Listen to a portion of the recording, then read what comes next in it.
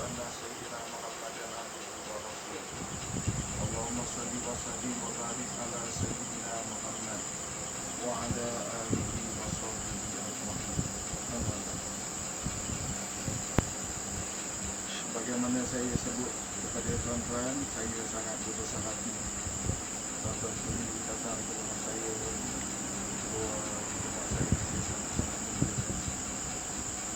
Kadang-kadang orang ni keliru dengan saya ni.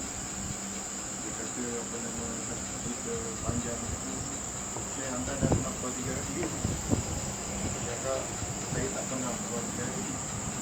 Tapi saya di Nizamudin pernah bertemu kaki.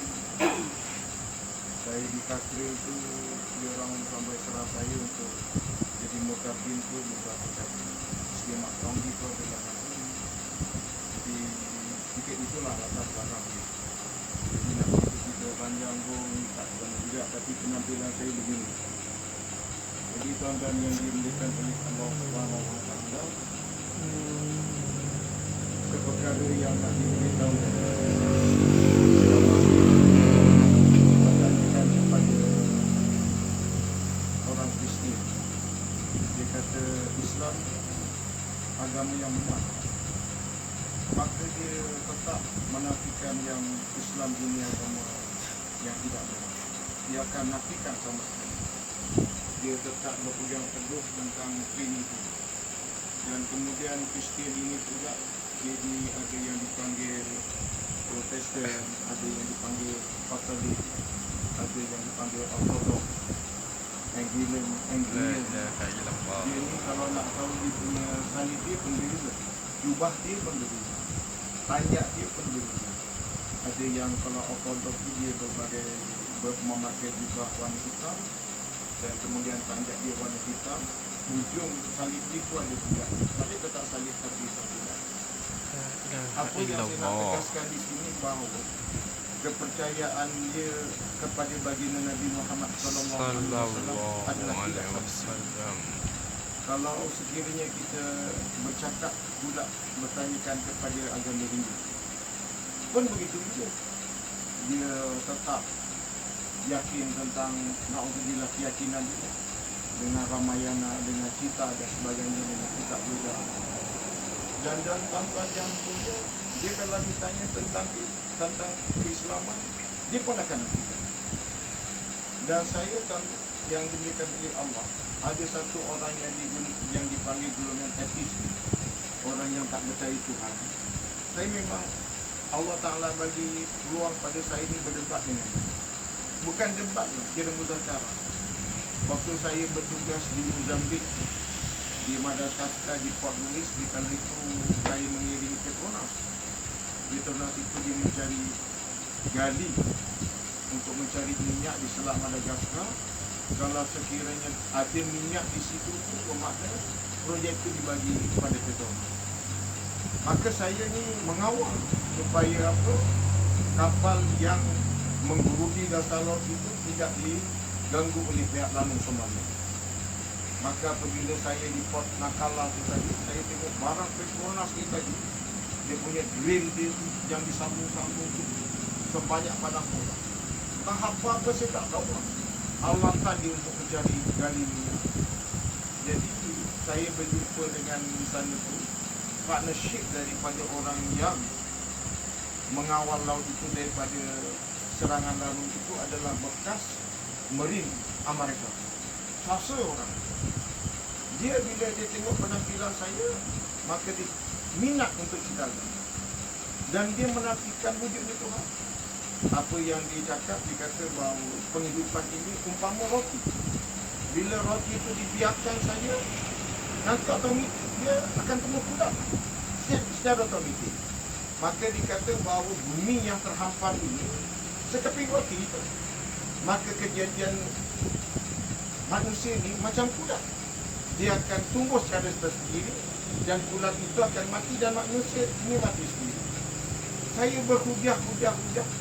Dia tetap nafikan.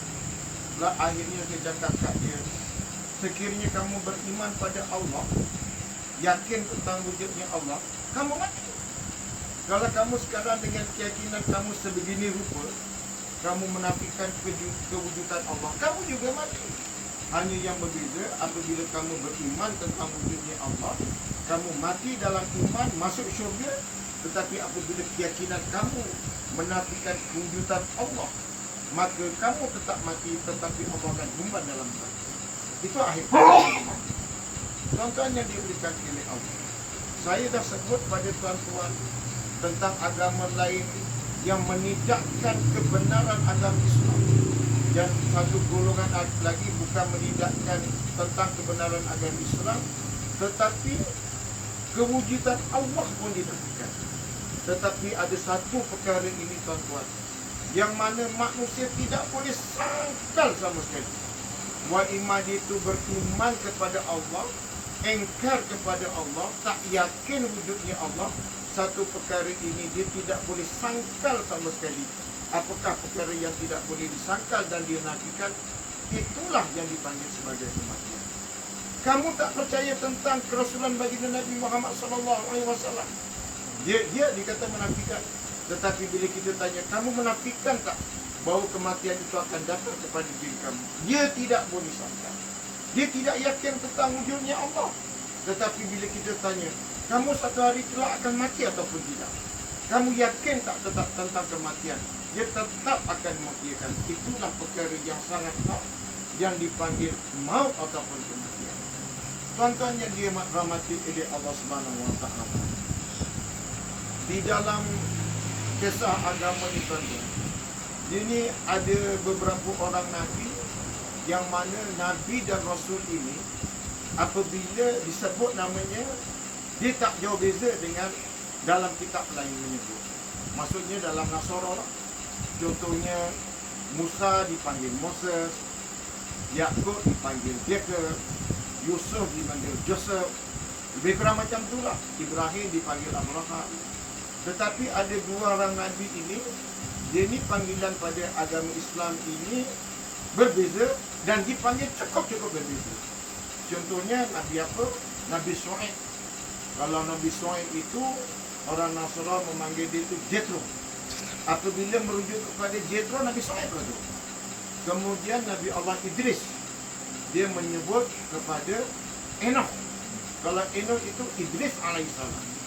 Maka Nabi Idris alaihissalam ini adalah satu orang Nabi yang mana ilmu dia, jasa dia, kita guna sampai ke hari ini. Sebab apa? Allah Ta'ala mengajar Adam alaihissalam persiapan hidup di dunia dalam syurga. Dia tunjuk macam mana ini pokok. Maka pengetahuan itu diberi oleh Allah dalam syurga.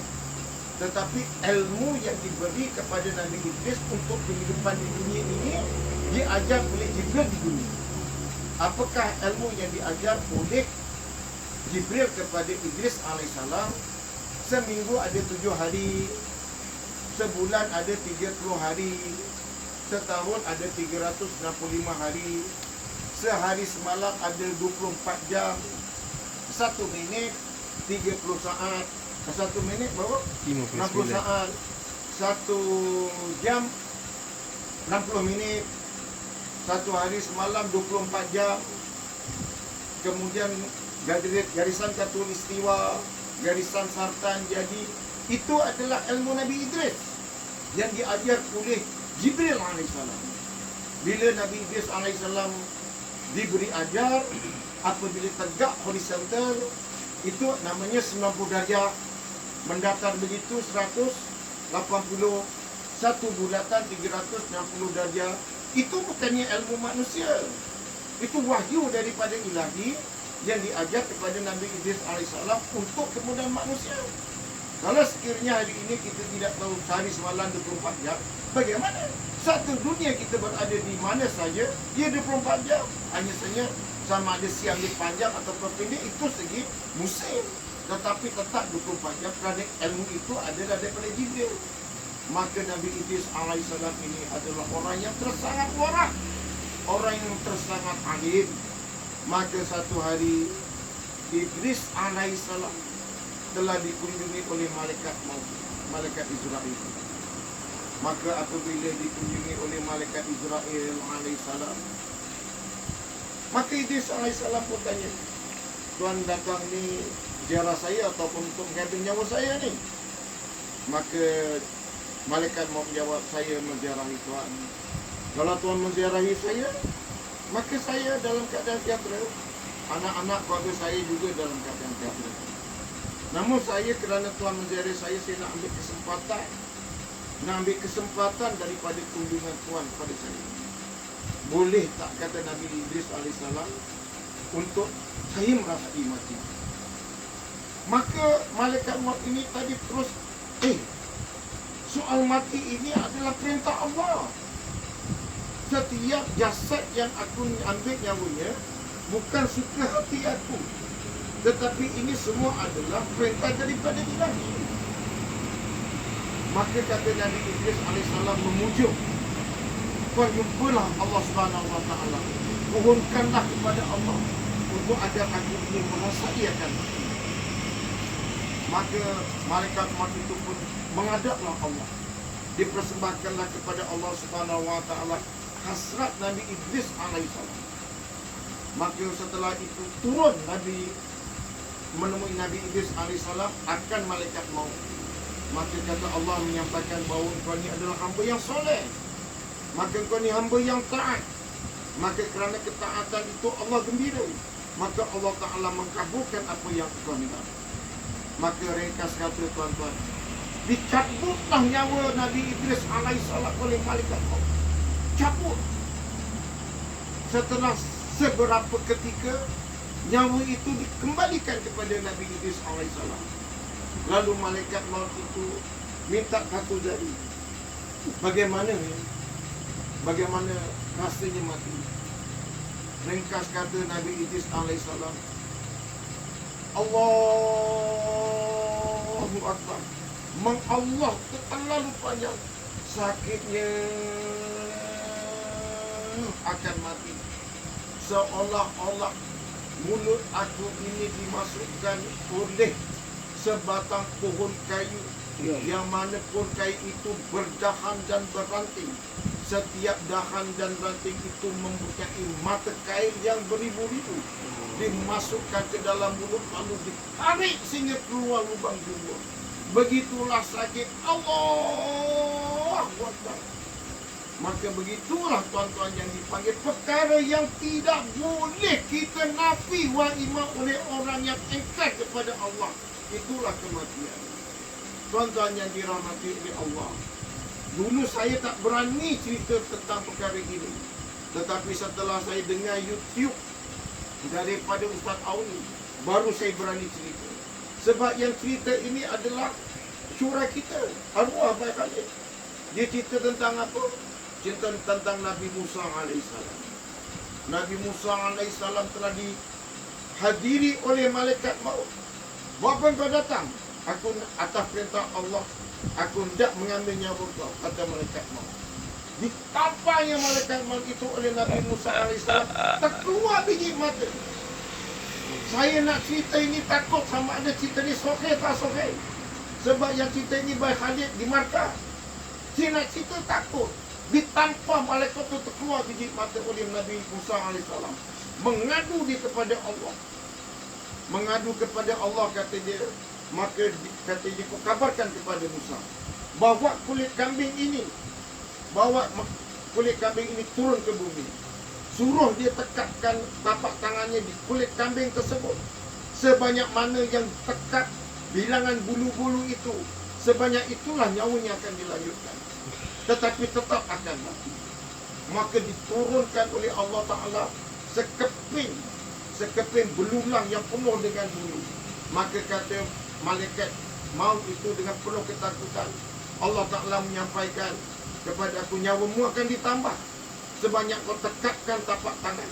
Kiranya yang berada di dalam bawah tapak tangan itu 5,000 helai rambut, bermakna usiamu akan dilanjutkan 5,000 tahun. Kemudian Nabi Musa AS bercakap, setelah itu apa berlaku? Kamu tetap akan mati. Terdiam Nabi Musa. Maka kalau begitu keadaannya, tak apalah, aku redha. Aku mati sekarang. lalu diwafatkan oleh Allah Subhanahu wa taala. Tuan-tuan yang dirahmati oleh Allah Subhanahu wa taala. Maka baginda Nabi SAW telah memaklumkan kepada kita, sesungguhnya orang yang bijaksana adalah orang yang ikat mati dan buat persiapan atasnya. Oh, itu rupanya buat persiapan mati orang yang bijaksana. Tempatkan kat mana? Jom kita pergi ke Kelang sana, kita ada tukang batu nisan. Kita siap-siaplah ketuk sekali batu nisan. Sebab nak jadi orang yang buat persiapan mati. Kita letak kat rumah, kat ruang tamu, ini batu nisan aku. Kemudian kita jumlah cepat awal-awal kita gali kubur. Kita gali kubur, buat kubur awal-awal. Tanam bunga orkid, bagi tahu orang, nanti bila aku mati jangan aku letak pokok yang tak elok ni, bunga orkid mahal kau tanam lah. Itu kan Nabi masukkan. Adakah itu yang Nabi maksudkan bahawa orang yang bijaksana itu adalah orang yang yatim mati dan usaha atasnya buat persiapan kapan tu? Buat batu nisan ke? Asal cangkulah dia. Nabi buat persiapan mati, kata Nabi bijaksana asal cangkul bagi tajam, senang orang gali. Itu ke? Awal keluar 105 ni aku punya. Itu bukan tuan-tuan. Rupa-rupanya apa yang di dalam surah Al-Mulk, baca saya hantar surah Al-Mulk, hantar satu hafal. Tabarakalladzi biyadihi wa huwa ala kulli syai'in qadir. Alladzi khalaqal mauta wal hayat. Kenapa dipanggil maut baru hayat? Kerana bahawa kehidupan kita yang sebenar adalah selepas maut, itulah hayat yang sebenar. Berbalik tadi kepada kita tuan-tuan, apakah persiapan kita tuan-tuan? Persiapan kita apa? Orang nak PKP, maka kita punya persiapan macam mana ni nak lockdown ni. Lockdown, keluar Aisina, keluar duit awal-awal. Tak boleh berbelanja ni nanti. Bawa barang di awal-awal. Persiapan. Anak saya kahwin, mesyuarat berapa lama. Buat persiapan kahwin. Kan? Berapa hantaran. Buat persiapan pergi jumpa pendaftar nikah tempat perempuan, tempat lagi. Pergi jaiz. Persiapan. Hari raya walaupun PKP lockdown, buat persiapan juga. Beli daging, masak gali juga. Beli ketupat juga. Buat persiapan. Habis mati macam mana ni? Persiapan kita yang dikata hayat selepas mati ni. Apa persiapan kita? Maka persiapan kita itulah sebagaimana yang ditunjuk ajar oleh baginda Nabi Muhammad sallallahu alaihi wasallam. Tuan-tuan yang mulia yang dirahmati oleh Allah, tidak ada di dunia ini tuan-tuan datang dengan secara petik yang ini. Kalau ada, tunjuk pada saya sekarang. Kopiah tu berapa tuan? 1,000, 2,000? Berapa? Berapa? RM10 ke berapa? Anda punya kopiah apa saya dulu je? Anda pecah jadi ke dapat? Ya, anda punya tasbih tu berapa harga je? Anda dapat dengan doa ke? Tuan, anda punya terima tu berapa harga tuan? RM12. Anda datang petik jari ke? Syurga, ya Allah bagi aku syurga. Macam ni ke? Ya Allah bagi aku syurga, ya Allah. Ya Allah bagi aku kereta, ya Allah. Jeng, terus kita. Begitu. Semua dengan ikhtiar dan